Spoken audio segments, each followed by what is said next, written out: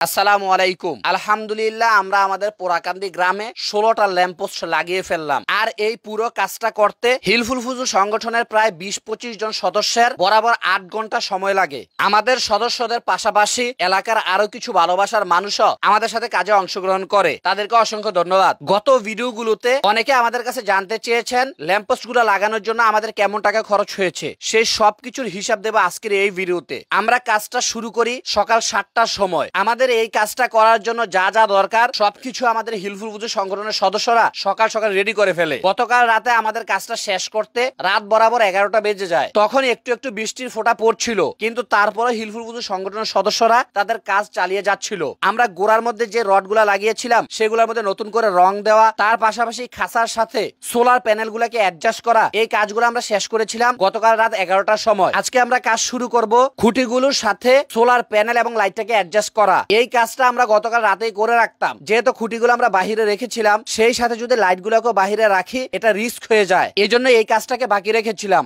এদিকে একটা টিম লাইটগুলোকে প্রস্তুত করতেছে, আরেকটি মেশে আমাদের দক্ষিণ পাড়ার শুরুর দিকে গর্ত খুঁড়া শুরু করে দেয়, এবং আরেকটা টিম ইট বালু সিমেন্ট যেগুলো আছে সেগুলোকে জায়গায় জায়গায় ব্যান দিয়ে নিয়ে যাওয়া শুরু করে। এই যে ব্যানটা দেখতে পাচ্ছেন, এই ব্যানটা দিয়ে আমাদেরকে সহযোগিতা করেছে ফারুক ভাই, ওনাকে অসংখ্য ধন্যবাদ। প্রথমে আমরা ব্যান দিয়ে মালগুলাকে আমাদের পোড়াকান্দি উত্তরপাড়ার দিকে নিয়ে যাই, কিন্তু ঝামেলা বেঁধে যায় গ্রামের মধ্যখানে এসে। এখানে রাস্তার কাজ করায়, রাস্তা বন্ধ থাকায় আমাদেরকে এক গাড়ি থেকে মালগুলো অন্য আরেকটা গাড়িতে উঠাতে হয়। তারপর সেগুলো আমরা অটো দিয়ে পোড়াকান্দি গ্রামের শেষ মাথা পর্যন্ত নিয়ে যাই। ভালো লাগার একটা বিষয় ছিল, আমরাই প্রথম গাড়ি নিয়ে আমাদের এই নতুন ব্রিজ দিয়ে পার হই। উত্তরপাড়া মালগুলো রেখে আমরা চলে আসি। ওই দিকে কাজের আঞ্জাম দেয় রাজীব এবং অন্যান্যরা, আর এদিক দিয়ে রিপন এবং অন্যান্যরা মিলে ইট বালু সিমেন্ট এই মালগুলো তার পাশাপাশি ল্যাম্পপোস্ট গুলো নিয়ে আসতেছে। রবিউল ভাই একজন অটো চালক, কিন্তু উনি পুরো সময়টা জুড়ে আমাদের সাথে কাজ করেছেন। দোয়া করি আল্লাহ রাব্বুল আলামিন ওনার আয়ের মধ্যে বারাকা দান করুক। আমাদের কাজগুলো চলছিল খুবই সুশৃঙ্খল ভাবে, যাকে যেই দায়িত্ব দেওয়া হয়েছিল সে সুন্দরভাবে সেই দায়িত্বগুলো পালন করতেছিল।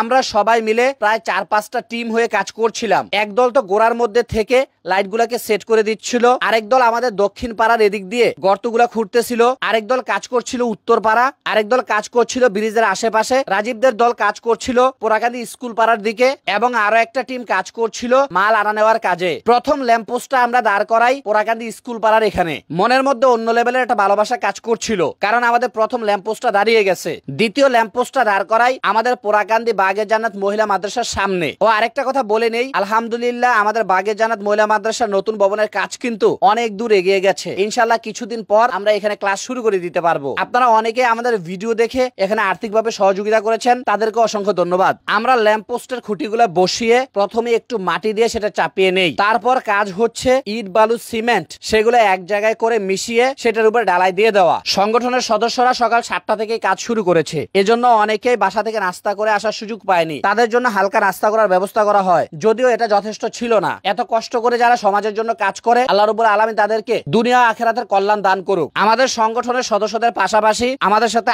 আরো কাজ করে মোহাম্মদ বাবু সরকার, মোহাম্মদ রেদওয়ান সরকার, শামীম ভাই এবং এই ছেলেটি। দুঃখ প্রকাশ করতেছি ওর নামটা না জানার কারণে বলতে পারলাম না। ল্যাম্পপোস্ট গুলা লাগানোর পাশাপাশি আমাদেরকে আরো কয়েকটা কাজ করতে হয়। কিছু কিছু জায়গার মধ্যে জঙ্গলও পরিষ্কার করতে হয়, এবং একাধিক জায়গার মধ্যে গাছ কেটে জায়গাগুলোকে পরিষ্কার করতে হয়। আমাদের জোড়া ব্রিজ পর্যন্ত কাজটা শেষ করতে করতে প্রায় 12টা বেজে যায়। যেহেতু জুমার দিন ছিল, আমাদের ভিতরে অনেক বেশি তাড়াহুড়া কাজ করতেছিল, কত দ্রুত কাজটা শেষ করা যায়। আমাদের এই পাশে এসে আলহামদুলিল্লাহ কাজটা অনেক দ্রুত আমরা করতে পারি, কারণ যেহেতু এদিকটা কাছাকাছি ছিল, সব জিনিসগুলো তাড়াতাড়ি কাজের স্থানে নিয়ে আসা যাচ্ছিল।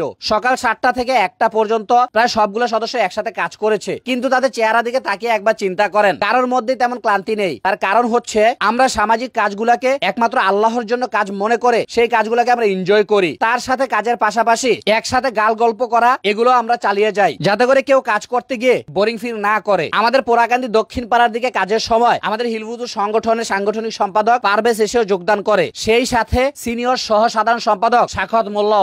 এদিক দিয়ে আমাদের ল্যাম্পপোস্টের উপরেও অনেক গাছগাছালি ছিল, সেগুলো এসে পরিষ্কার করে পারভেজ সরকার, কারণ এদিকে আমাদের মধ্য থেকে কেউ ছিল না যারা এরকম উঁচু গাছের মধ্যে উঠতে পারবে। আলহামদুলিল্লাহ 16টা লাইটের মধ্যে 15টা লাইটের কাজে আমরা কমপ্লিট করে ফেলি দুপুর 1টার মধ্যে।